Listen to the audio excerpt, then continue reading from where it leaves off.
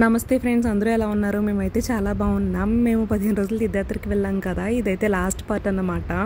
Last 3 days ఏం చేసామన్నది మొత్తం చిన్న చిన్న క్లిప్స్ అయితే యాడ్ చేశాను. ఏ గుళ్ళకి వెళ్ళాం, ఏ ప్లేసెస్కి వెళ్ళాం అన్నది మొత్తం చూసేయండి. మీకు వీడియో నచ్చినట్లయితే ప్లీజ్ లైక్ చేసి, షేర్ చేసి, సబ్స్క్రైబ్ చేయండి friends.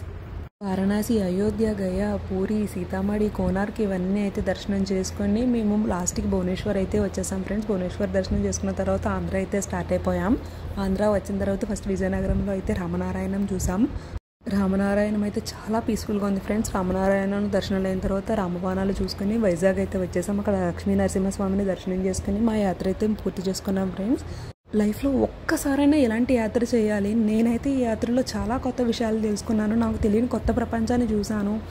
And most important thing నాకు తెలిసింది ఏంటంటే, మనం నెగిటివ్గా ఆలోచించడానికి స్కోపే లేదు.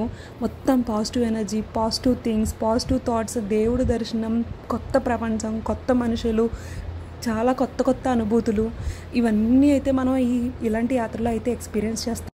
ఇలాంటి ఎక్స్పీరియన్స్ మీకు కూడా కలగాలని ఆ భగవంతుని కోరుకుంటూ నా తీర్థయాత్ర వీడియోలు అయితే ఇంతటితో ముగిస్తున్నాను. మీరు వీడియోస్ చూడకపోతే నా ఛానల్కి వెళ్ళి చూడండి, సబ్స్క్రైబ్ చేయండి. జై శ్రీ.